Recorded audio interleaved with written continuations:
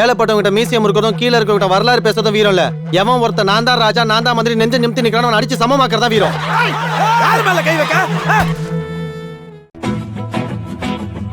அனைவருக்கும் வணக்கம். நான் உங்கள் பத்திரிகையாளர் RS கார்த்திக். இந்த வீடியோவில் நம்ம பார்க்க இருக்கிறது நம்ம வேற லெவல் சினிமா சேனலோட சினிமா விமர்சனம். இப்போ நம்ம பார்க்க இருக்கிறது இந்த வாரம் திரைக்கு வந்திருக்கிற கடமை படத்தோட விமர்சனம்.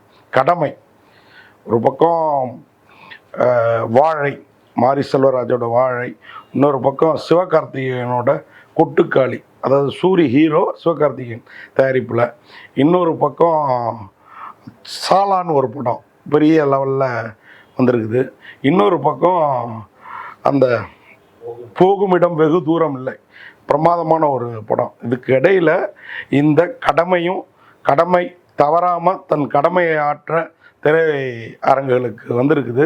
ஒரு சொற்ப திரையரங்குகள் தான், ஆனாலும் துணிச்சலாக வெளியிட்டிருக்கிறாங்க. இந்த படத்தோட தயாரிப்பாளரும் கதாநாயகருமான சீராளன்.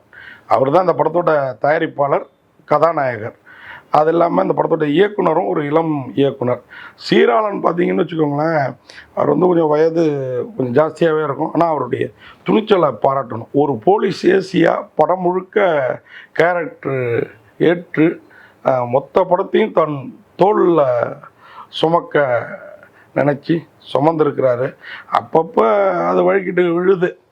நான் வயசானவர் தோளில் சுமந்தா என்ன ஆகும், ஆனாலும் அதெல்லாம் கூட படத்தோட ஒரு காமெடி போர்ஷன் இல்லாத குறைய காமெடியாக ஆக்கிற மாதிரி நமக்கு ஒரு எண்ணத்தை ஏற்படுத்துது.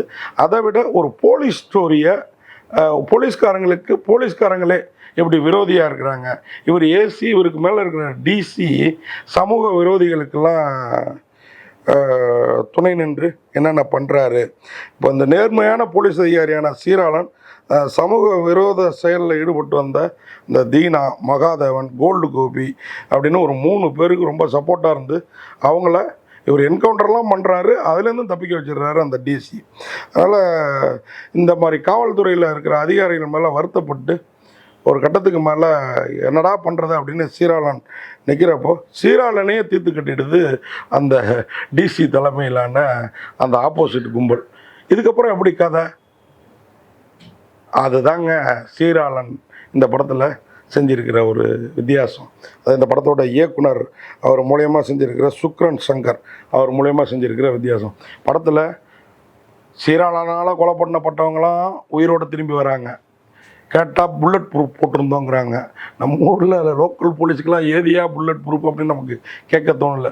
சரி, சீராளனும் சுடப்பட்டு இறந்துடுறாரு, அவரும் புல்லட் ப்ரூஃப் போட்டு உயிரோட வந்துட்டாரா இல்லையா அப்படின்றத பார்க்குறதுக்கு முன்னாடி நம்மளை கொல்லாமல் விட்டாங்களே அப்படிங்கிற எண்ணமும் படத்தில் அங்கங்கே ஏற்படுது. இந்த படத்தில் எல்லாமே அந்த போலீஸ் அதிகாரியாக பைக்லேயே சுற்றுறாங்க. திடீர்னு பைக்கில் வராரு, திடீர்னு போலீஸ் ஜீப்பில் வராரு, திடீர்னு ஒரு ப்ரைவேட் ஜீப்பில் வராரு, காரில் வராரு. சீராளன் ஒரு பக்கம், அந்த டிசி ஒரு பக்கம். பிரம்மாண்டம் காட்டுறோன்னு சொல்லி காரையும் பைக்கையுமே காமிச்சு ஒரு மாதிரி அந்த பட்ஜெட்டுக்கு ஏற்ற லெவலில் பண்ணியிருக்கிறாங்க. அதெல்லாம் பாராட்டணும். இந்த படத்தை சீராளனே தயாரிச்சிருக்கிறதுனால பெரிய பட்ஜெட் போடல.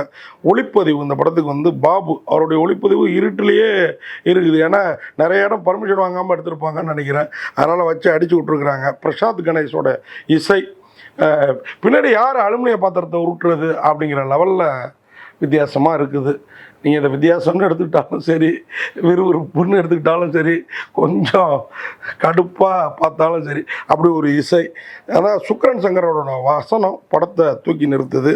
அதே நேரம் இந்த படத்தில் சீராளன் அவர் தான் கதை நாயகனாக சீராளன்கிற பேர்லேயே தான் பேரை பாப்புலர் ஆக்கினா அதே கேரக்டரில் ஏசியாக நடிச்சிருக்கிறாரு. சந்தியாங்கிற அந்த ஹீரோயின் பார்த்தீங்கன்னா, ஹீரோயினும் இவர் மடியில் ஒரு டைம் ஹீரோயின் படுத்திருக்கோம், அப்பா மடியில் பொண்ணு படுத்துருக்கிற மாதிரி ஒரு சீன்லாம் தோணுச்சு. அதை கொஞ்சம் தவிர்த்துருந்தாங்கன்னா இன்னும் கொஞ்சம் நல்லா இருந்திருக்கும். பீமாராவ் அவர் தான் இந்த துணை கண்காணிப்பாளர் டிசி. அது மாதிரி சுக்ரன் சங்கரும் நடிச்சிருக்கிறாரு. சரத்னு எக்ஸ்-எம்எல்ஏவாக வராரு.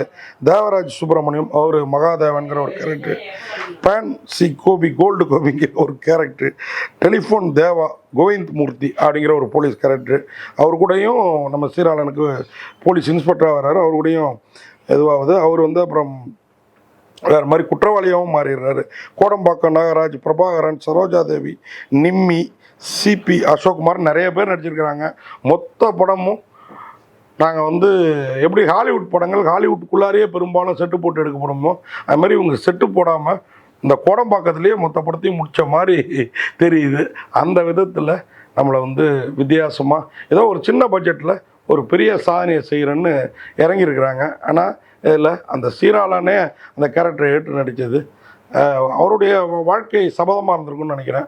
அது அவருக்கு சந்தோஷமாக இருக்கும். பார்க்குறவங்களுக்கு கொஞ்ச நேரத்துக்கு அப்புறம் நம்மளால் படத்தில் ஒன்ற முடியுது. நம்மளை மாதிரியே ரசிகர்களும் அவரை தெரிந்த நம்மளால் ஒன்ற முடியுது. நம்மளை மாதிரியே ரசிகர்களும் ஒன்றுவாங்களா? ஒன்றினால் இந்த கடமை கடமை அப்படின்னு ஒரு பாட்டு வருமா, அந்த மாதிரி ஜெயிக்கும். அப்படி இல்லைன்னா கடமை கொஞ்சம் கொடுமையாக தான் தெரியும். நன்றி, வணக்கம்.